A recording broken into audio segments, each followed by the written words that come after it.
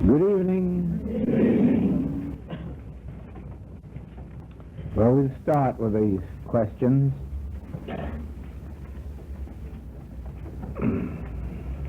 You mentioned that the first chapter of Genesis gave the secret of pre-existence and after-existence.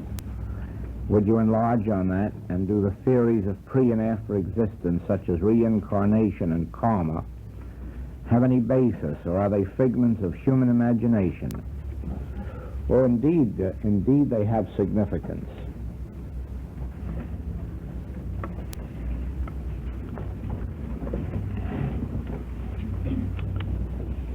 This subject of karma, reincarnation, these are all parts of the teaching of truth, absolute truth. And they are translated as on the physical plane, the mental or the spiritual, just as every other phase of life may be. Now, you will remember that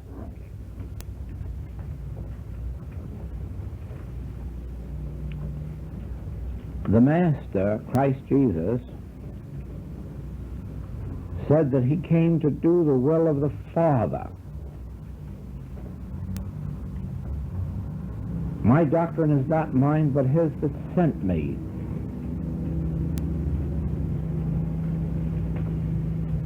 Of myself I do nothing. And then, when he was asked, art thou he that should come? He said, go show John. The sick are healed, the dead are raised, and so forth. In other words, he acknowledged that his mission was to the human race, and it was a mission of salvation, a mission of revealing to humanhood the divine laws and the divine life. He didn't start with the absolute statement that we are children of God. He started out with, you are children of your father the devil. He ended up with reminding us that now are we the sons of God. And he took, if you follow the ministry of the Gospels, you will see that he took humanity right where he found it. At the wedding, he turned the water into wine. He met their particular need as humans. He didn't tell them that as spiritual beings they should have no wine. And he did not say to the people, to his people, that they were pure spiritual being without error, regardless of what he may have known in consciousness, but rather he brought out that you must do unto others as you would have others do unto you. That's purely on the human level. And cautioned us, as ye sow, so shall ye reap. Now there it is very clear that he's talking to us just as if he were in this room, talking to each one of us and reminding us that at this stage of our development we are going to sow as we reap. Therefore, reap as we sow, excuse me. Reap as we sow. And Paul warns us that we must not sow to the flesh, or we will reap corruption. You see, none of this is talking to us from the standpoint of our spiritual identity. It is all talking to us from the standpoint of our humanhood, which evidently is in preparation for the message of our true identity. Therefore, karma is the law given unto us as human beings. As ye sow, so shall ye reap. Now then, there is no karma once you have realized your spiritual identity. There is no karma once you have opened your consciousness so that you become one with the vine. Abide in the Word and let the Word abide in you. There's no karma because there's no effect from any cause. You're not putting any mortal or material or mental cause in operation, therefore there's no effect. Once you have made your attunement with the Spirit, you're not under the law because you're no longer the man of flesh that cannot please God. While you're the man of flesh that cannot please God, you may be doing some very good things today and reap good karma. But you may be doing some bad things tomorrow and reap some bad karma. But once you have made the transition from man whose breath is in his nostril to Christhood, there's no more karma. There's no more rebirth. That's the Oriental meaning of the fact that at a certain stage of development, the master knows no rebirth. Of course he can't have a rebirth, he can't even have a first birth if he has attained the fullness of a spiritual identity, and until he does, there must be births and rebirths, just as the same as our old friend W.C. Fields on a radio program in which he is answering questions. And a lady phones in and says, can my husband leave drink alone? He says he can't. And Fields says, of course he can. I've done it 1,000 times. And so it is with us that we are born and reborn 1,000 times. We may not die what they call the physical death 1,000 times, that is, pass through the transition and rebirth, but certainly there isn't anyone in this room, I'm sure, that hasn't died a few times and been reborn and still are not convinced that you've attained your full purity. So there's going to be some more deaths in this room, some more surrender, some more yielding of the self, and there will be some rebirths. That must inevitably follow. But I'm supposing that we do pass on out of this plane of existence before we have attained that full measure of manhood in Christ Jesus. You know, as you know the nature of God, you surely know that that doesn't mean the end of your opportunity to find your spiritual perfection. Certainly not. You will have to be born again and you will have to die again. That must inevitably follow.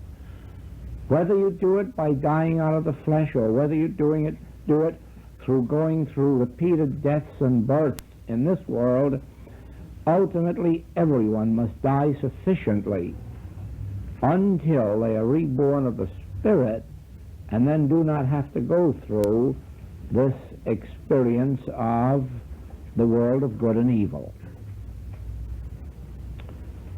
You can know how close you are getting to the divine consciousness by watching what degrees of good and evil you still react to. In other words, how much do you react joyously to the good things, and how much do you react badly to the bad things? Or in what measure are you becoming indifferent to either the human good or the human evil, since something else has taken its place, and eventually something else must take its place? There is a spiritual kingdom. There is a spiritual consciousness, and in it, even the good things of life would be bad. Even the good things of life would not be enjoyable. So you see, it is only at the beginning of our metaphysical careers that we think that demonstration should be an improvement in our human experience, that we think that double the income is a good demonstration, or that the heart, liver, or lungs operating a little better, or even perfectly according to human standards, represents demonstration. It doesn't at all. It really represents a degree of improved humanhood, which in the last analysis will come to an end in one way or another.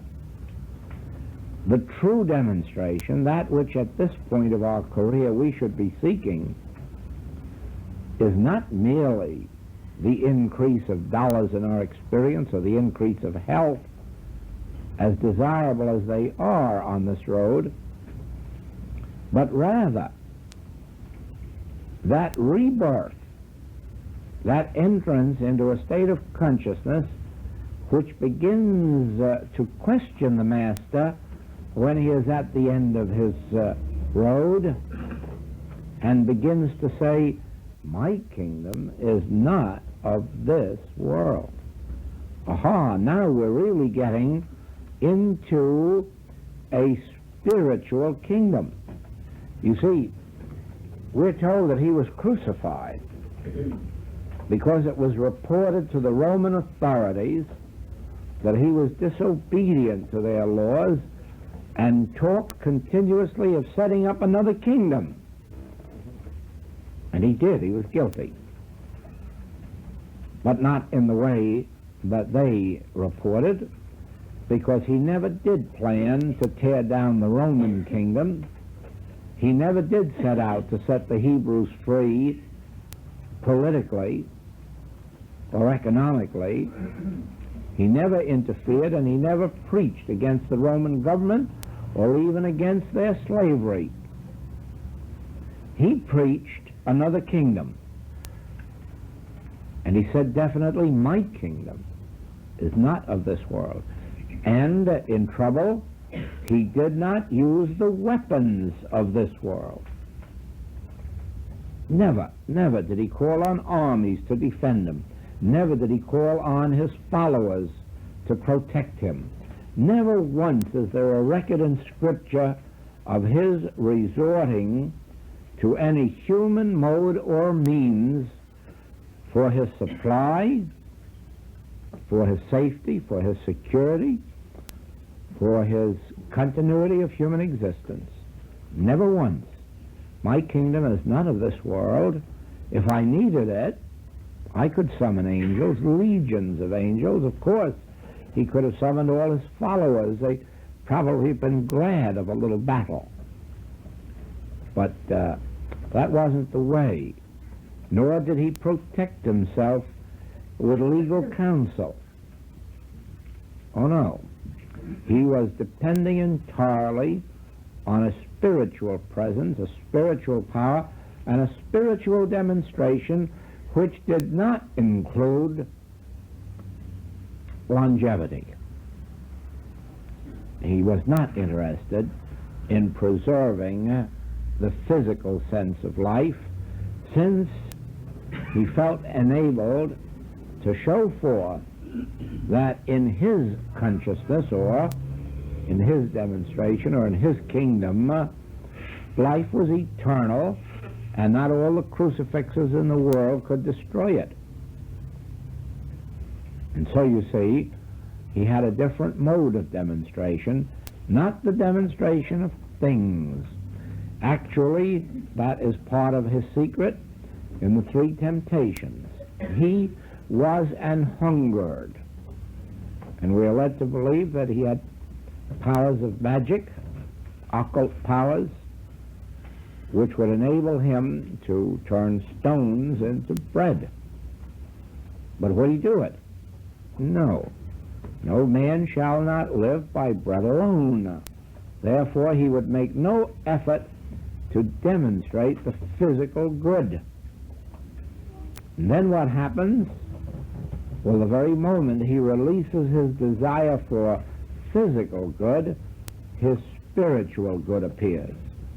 And we can assume that in one way or another he was fed, more than likely by just having his sense of hunger disappear from him, until such time as the next thing would come along. So you see then that to talk of crucifixion, of resurrection, of reincarnation, of rebirth, these are all true. And they're true at different levels. They're true at the level of going through a dying process in our personal lives until we're entirely purified of our physical, mental, financial desires and awaken only in the realization of spiritual fulfillment. On the other hand, it may appear to us in physical form as an actual experience of death, which of course could never be permanent, because there isn't a single soul anywhere on the face of the globe whose ultimate destiny isn't full and complete spiritual realization. Now, it makes no difference whether you have lived 1,000 lives on earth before. One thing is certain: you are as old as God. Your life began the moment God's life began, because there never were two lives, there was only one. And that one has been an expression from its very beginning. And therefore we have lived. Now, whether or not there are some who have never found form on earth, or whether we never found form on earth until this particular incarnation, that's something for each individual to learn as they spiritually unfold. But actually it would appear that most people have lived many, many times and died and been given further opportunity to expand, and some have taken advantage of it and some haven't. Some have gone up spiritually and some have gone down. And as we are here today taking advantage of the opportunities given us for spiritual unfoldment, it is a natural thing to assume that were we to pass from sight this day, this night, tomorrow, that our spiritual expansion and development would be continuous. We would go right on from where we are at this moment and continue to expand spiritually. Whether or not that would involve returning to earth consciousness again is something that has to be worked out within the consciousness of every individual. Certain it is that there are those who, when they have completed their lifespan, this particular span, will not return to the mortal sense of body.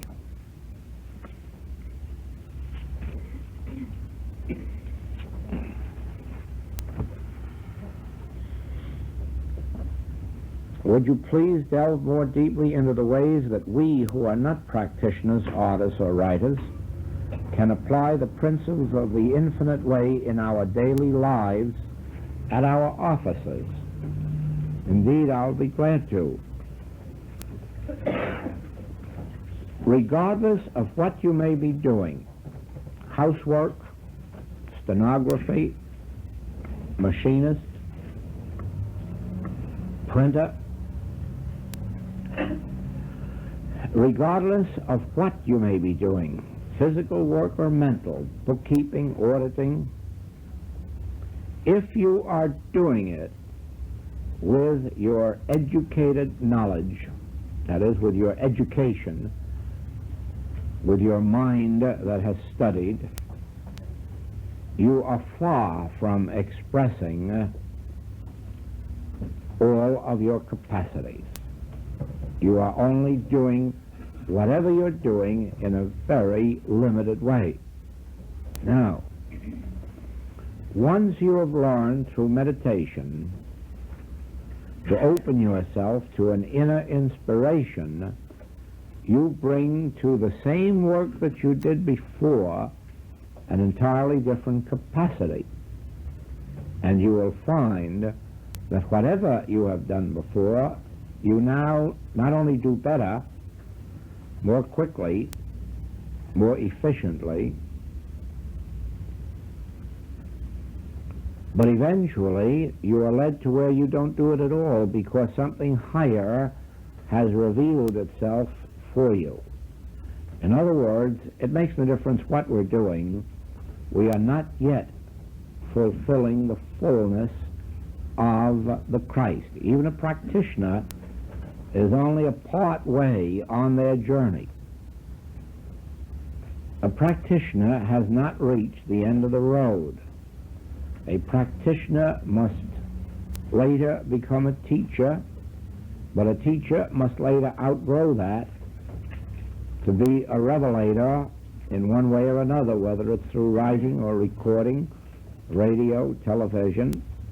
And then eventually they must rise still higher to where, as pure consciousness, they're reaching the consciousness of the world without any physical contact. Now, let's not get too far into that, but remain at this level, that if you are driving an automobile and you're merely doing it by what you know of handling gear shifts and gas pedals, gas throttles,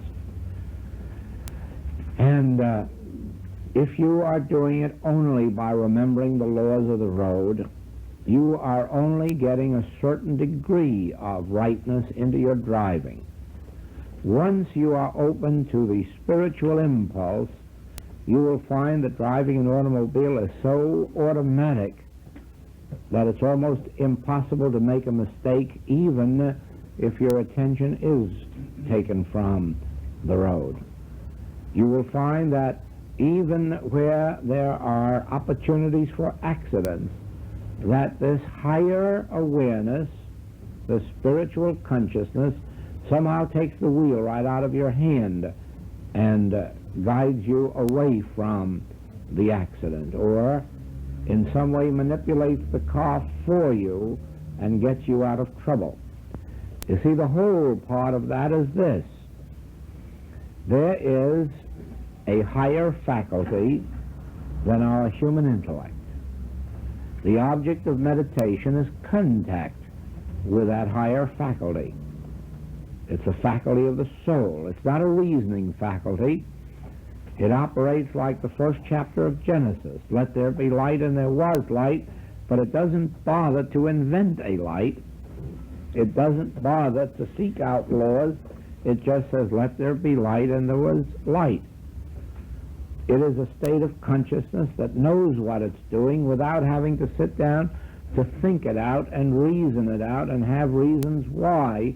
It goes straight to the point and does it. Now, regardless of the nature of our work, there is a way of doing it that transcends the way we have been taught through the mind. And that way is through this other faculty, this higher faculty. Now, the moment you get above purely mechanical work into the mental realms, you will find that this is even more true, because contact with this higher faculty brings to us ideas which the intellect never knew was in existence. For instance, when was it that there was no airplane in existence? Right within our own lifespan, most of us. And yet, with no previous experience, with no knowledge of any laws of flying, somebody, sometime, all of a sudden perceived these laws and began to experiment and hook them up. Now we have modern flying and wonderful flying. In the same way, you remember in The Infinite Way, I told the story of Marconi, who even as a youngster had discovered what none of the college professors had discovered, that there is no resistance in the air to messages that are sent through the air. How did he learn it? Not out of books, because nobody had discovered it. No books to teach it to him, no teachers to teach it to him. Yet out of something, out of somewhere, he had, and he was the only one who had that knowledge. There is no resistance in the air to messages sent through, and so he was able with that to go right on to his other experiments and come forth with the radio. And so it has been. As you watch the ages go by and see how music has changed, how art has changed, painting, sculpture, you wonder how someone came along all of a sudden and changed the entire trend. And everything up to that moment was considered the most modern art, now all of a sudden begins to be passé. And so it is. Those who are attuned to this higher faculty find these ideas flowing in, ideas of new creation and, as I said, greater capacities for doing what we're already doing. I have told classes of the experience of Mr. Landone, who slept only 52 minutes average out of every 24 hours. That's all. By actual timing by his secretary, he averaged 52 minutes.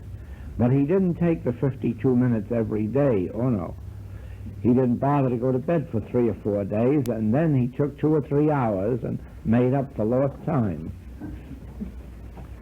And he was able to turn out an entire magazine every month and a newspaper article every week, and never less than 20 books in a year. And he carried a metaphysical healing practice always of around 3,000 patients. Now you see, he must have tapped a source far beyond the physical powers of man to endure.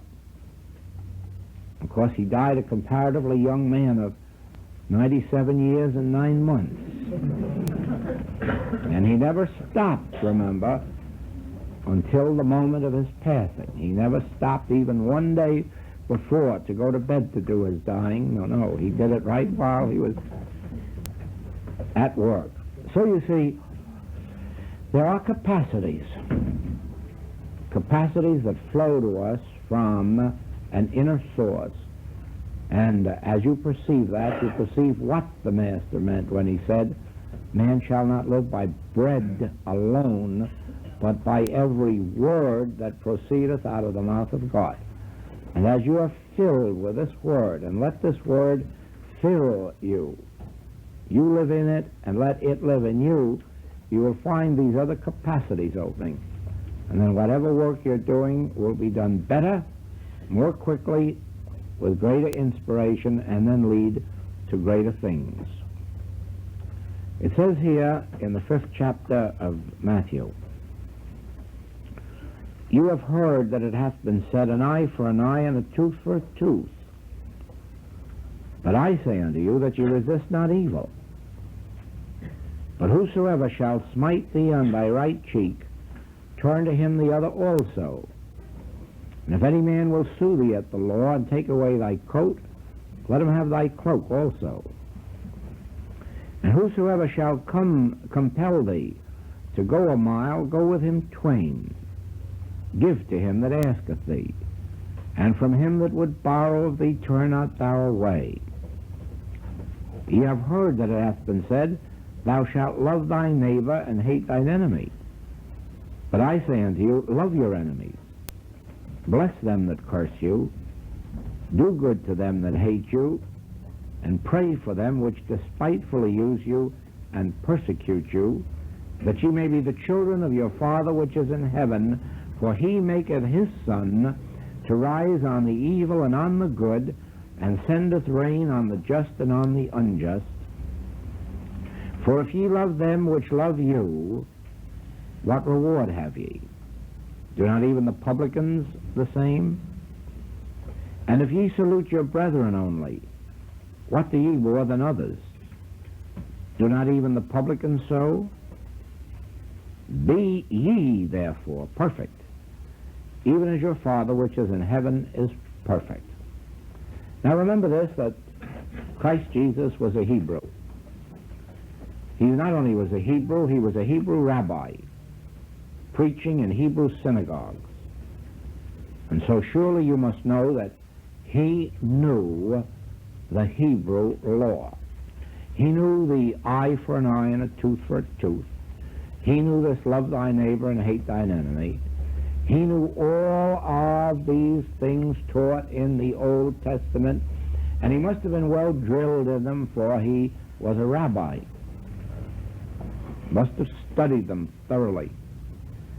Now, whence came to him this idea that you must not have an eye for an eye and a tooth for a tooth, that you must not resist evil, that you must not have vengeance on those who smite you, that you must not refuse them that borrow from you or would borrow from you? From whence came to him the knowledge of love your enemies? Where did that come from? Bless them that curse you. Do good to them that hate you. He did not get it from knowledge. He did not get it from his book learning. He did not get it from his church teaching. He got it from the source that the infinite way is trying to introduce into the world today, your soul faculties, your soul consciousness. That higher faculty which the man in the street knows nothing about, because the man in the street today who thinks he's a Christian is just as much of a Hebrew as all of the others who return evil for evil, who are willing to pray for their brothers and not for their enemies. All of those who live by bread alone, all of those who live by the law of clause, all of those who live by force, by human weapons, they're not Christians. They're Hebrews. They're Hebrews of the Old Testament. They've merely been born into a church that calls itself a Christian church.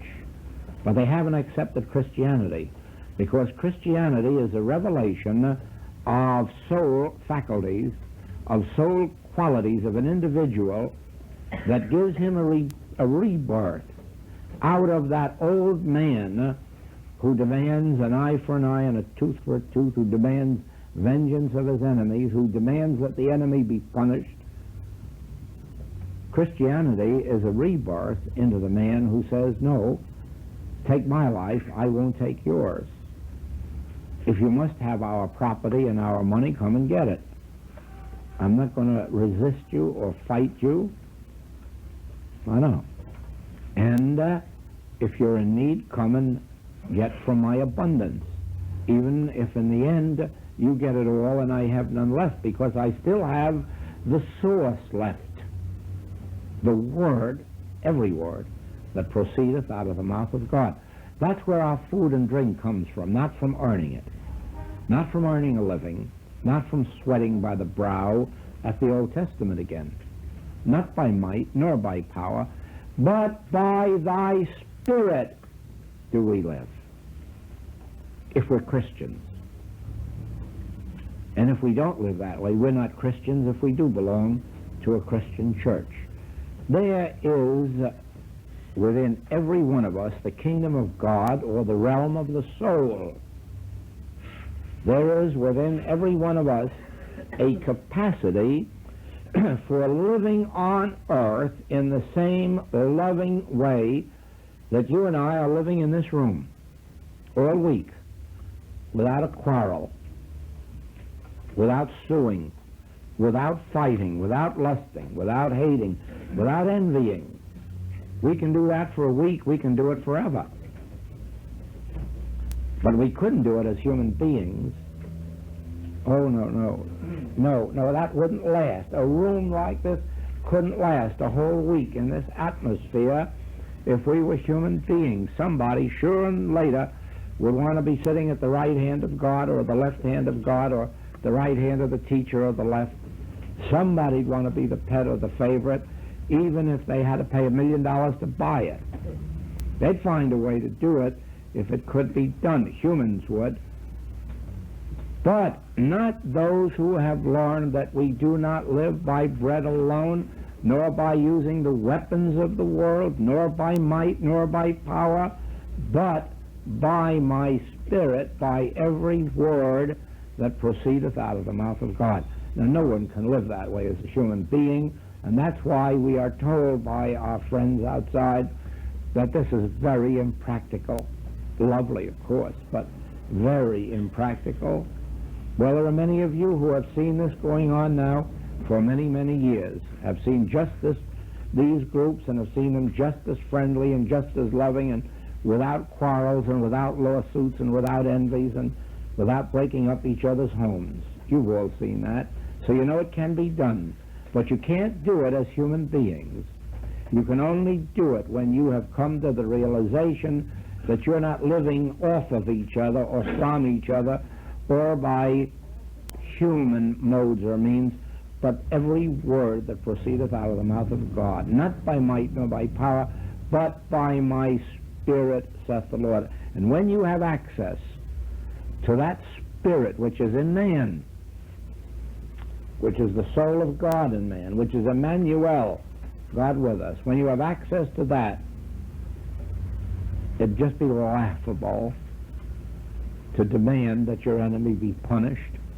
You know right well that the very evil deeds they do is their own punishment.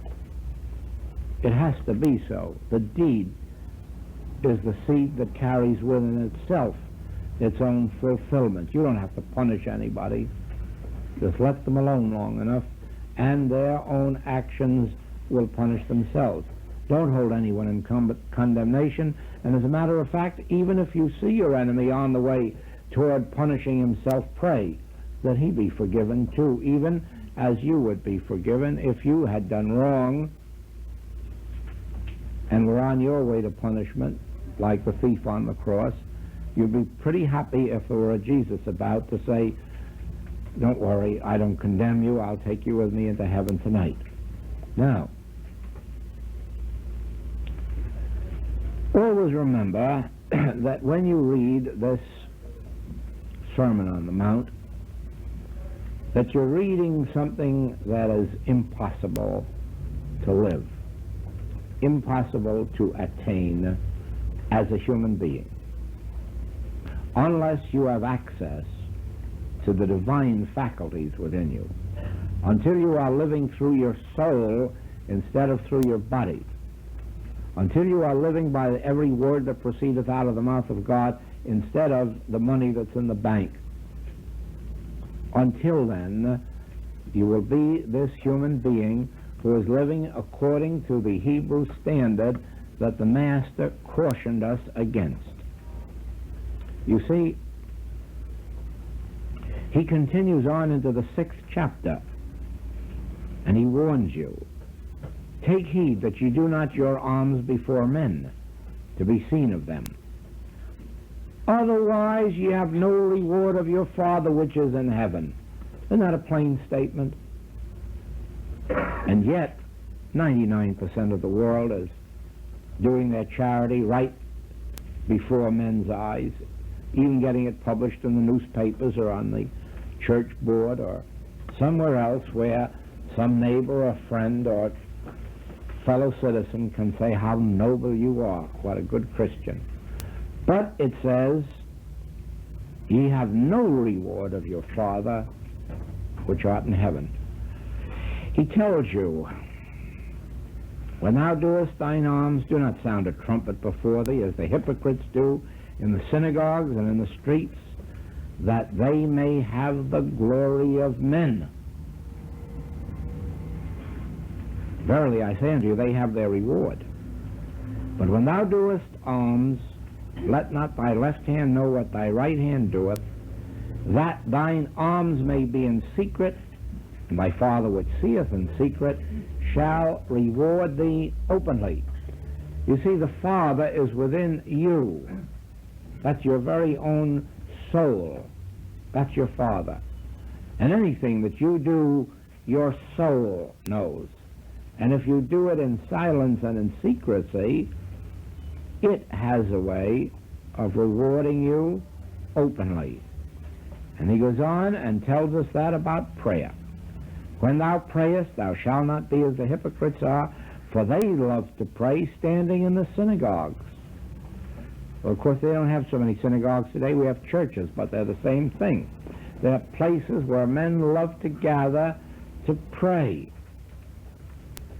And he seems to think they do it that they may be seen of men. Well, maybe some aren't that ignoble, but this man had a good way of seeing through human nature. He says, but thou, when thou prayest, enter into thy closet. When thou hast shut thy door, pray to thy Father which is in secret. Thy Father which seeth in secret shall reward thee openly.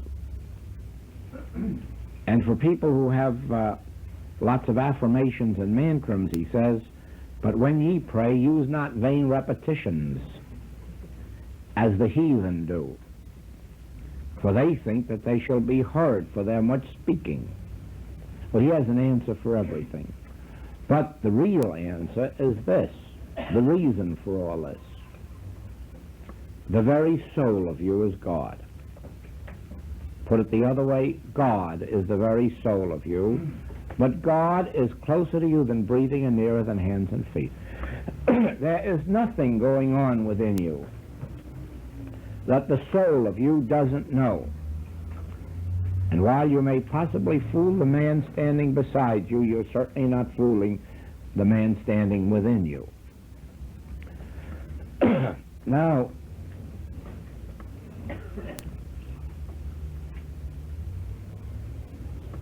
the secret of life is all in the word love. That really contains the entire secret of life. That's why even for the human sense of life, there either has to be love or some kind of an imitation of love or some sense of love between a man and a woman, even to bring forth the human sense of life. But actually, life is a thing of love. It's a thing of spiritual love. And you can only know when you are motivated by love when what you are doing seeks no return. When it isn't necessary for a man whose breath is in his nostril to know the good things or loving things that you're doing, when it isn't necessary for you to shout from the housetop what you're doing, and more especially when you're doing it so silently and secretly that you couldn't possibly get a reward from anyone because they don't know that you're doing it for them. That is the meaning of love. Love is a loving deed that seeks no return, a loving thought, a loving word, a loving act that seeks no return, that is completely done in silence and in secrecy. Now that, of course, rules most of our lives out as far as loving is concerned, because most of what we do and we want the other fellow to know we're doing it, and we'd like a little thank yous besides. But that isn't love. All that this teaches in this book, in this Master's teaching, and more especially the Sermon on the Mount, is love. Doing things silently and secretly without a sign of desire for any reward, recognition, or gratitude. That is love. That is not doing it to be seen of men. That is not doing it for any earthly reward. And that's where you come back again to your soul faculty. You see, when you're doing it to be seen of men, you are seeking an earthly form of good in return. Whereas when you do it without your deed becoming known, you are seeking only a spiritual return, spiritual recognition, spiritual endowment.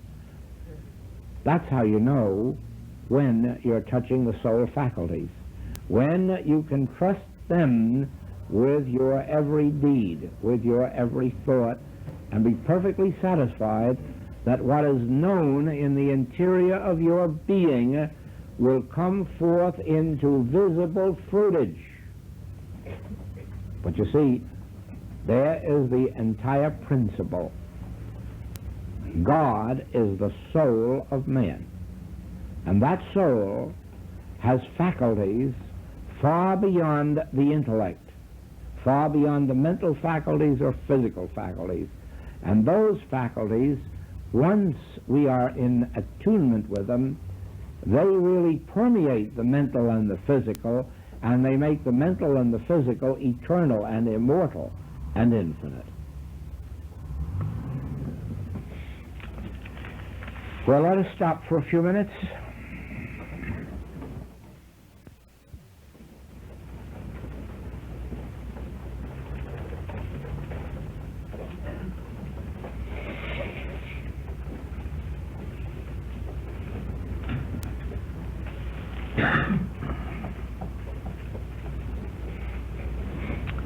I would suggest that you study the entire Sermon on the Mount and see if you can get from it anything like what I have gotten, which is this, that the Christian life, which is set forth in that sermon,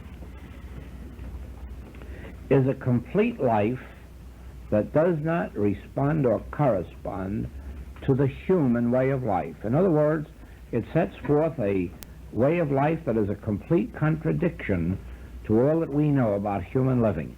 For instance, for if ye forgive men their trespasses, your heavenly Father will also forgive you. But if ye forgive not men their trespasses, neither will your Father forgive your trespasses. So actually then, to live humanly would be to forgive here and not forgive there, to hold in condemnation and criticism and judgment. That would be the human way, and you might even say, well, they deserve it, look what they did. But he brings to light a spiritual way of life that takes no cognizance of what they did. He just says, forgive. And in that same degree, are you forgiven? Well, of course, he could just as well have told you why. When you forgive, and that includes your own sins as well as others. And what you bind yourself to in unforgiveness, what you bind others to in unforgiveness, you're binding yourself to. What you forgive in others, you're forgiving in yourself. There's only one forgiver, and that's you. So if you can't forgive the other, you can't forgive yourself. It's you that's doing the forgiving. It's your own soul that's doing it, not some far-off God. Moreover, when ye fast, be not as the hypocrites, of a sad countenance, for they disfigure their faces, that they may appear unto men to fast. Again, the human thing of wanting to be good and wanting everybody to know it. But thou, when thou fastest, anoint thine head and wash thy face, that thou appear not unto men to fast. Again, you're just reversing the whole of the human picture. You're being good but not advertising it. You're being good but not seeking credit for it. Now again, the human way of life is to lay up treasures. Lay not up for yourselves treasures upon earth, where moth and rust doth corrupt, and where thieves break through and steal, but lay up for yourselves treasures in heaven, where neither moth nor rust doth corrupt, and where thieves do not break through nor steal. For where your treasure is, there will your heart be also. And of course the practical man says, now don't pay attention to that, because in your old age you'll wish you had some of that back again. And of course it will, if you've just dissipated your capital, if you've dissipated your money, if you've squandered it. There's no doubt about it, you may come upon a day when you wish you had it. But if you are living the Christian life, wherein he says that you shall take no thought for your life, now that's not sensible humanly, but as you find yourself being fed from those inner waters, life eternal, or that bread of life, I am the bread, I am the wine, I am the water, I am the resurrection. When you find that your life is being supported and maintained from the inner soul faculties, then you'll find that it isn't too sad if you happen to come to your later years without money. And I mean that even before there was Social Security.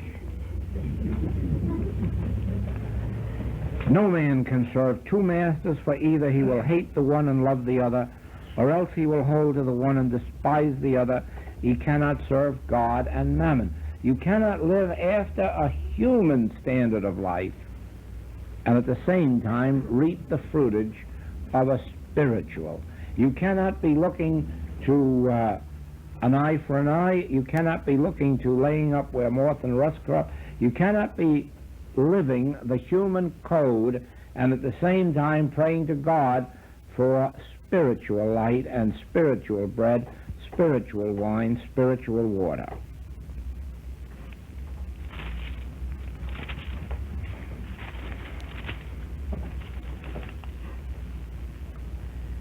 Wherefore, if God so clothe the grass of the field, which today is and tomorrow is cast into the oven, shall he not much more clothe you, O ye of little faith? Therefore, take no thought, saying, what shall we eat, or what shall we drink, or wherewithal shall we be clothed? For all these things do the Gentiles seek. Now the Gentiles were the human livers of those days. They were the pagans. They were the ones who lived after the flesh. And they seek those things, and they had those things.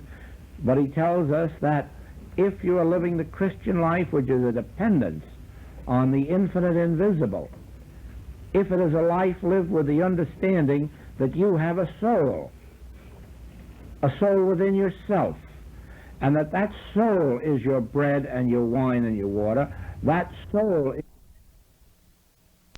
the strength of your body that renews the body and makes it youthful, harmonious, not for purposes of dissipation, for purposes of living. Then you see, you are living by a spiritual standard, and you are living what was termed the Christian life, which was living by grace, or Paul called it living by Christ. I live, yet not I, Christ liveth my life. I can do all things not through muscles, not through bank accounts, not by revenge, not by savings, through Christ which strengtheneth me. Christ is the invisible Son of God, or your soul. God is the soul of man. Christ is the soul, individual soul of man. And you can live by Christ, but if you do, you have to give up living by mammon. That is, you have to give up the human weapons, the human reasoning, the human revenge and unforgiveness, or trying to save your life by taking somebody else's life. And then, of course, he comes right down to karma. Even so, every good tree bringeth forth good fruit, but a corrupt tree bringeth forth evil fruit. A good tree cannot bring forth evil fruit, neither can a corrupt tree bring forth good fruit. Every tree that bringeth not forth good fruit is hewn down and cast into the fire. Wherefore by their fruits ye shall know them. In other words, you cannot live by a spiritual standard of life while living the human way, nor can you live the human way, nor would you want to, when you're living the spiritual life. So I leave you with this message. There is within you that which we call your soul. That soul is the substance of your life. You can draw upon it as you would draw on your checking account for checks. Only there you're limited to what you have in the bank, and here you're only limited to what God has. You can draw on your soul for physical strength or mental wisdom, for skill in your art or your profession or in driving an automobile or running a kitchen or running your household. You can have more skill in running your household by living the spiritual life shown forth by the Master. And then you have spiritual faculties. Then you have spiritual capacities. You're without limit. Absolutely no limit to what you can accomplish, and you don't really accomplish it. It goes out invisibly into this world and draws to you everything necessary for your experience, everybody necessary for your experience.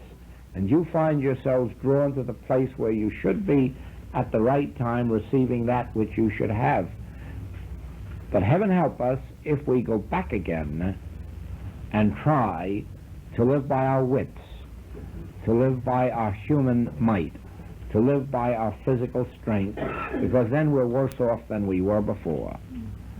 Well, something happened anyhow. Thank you.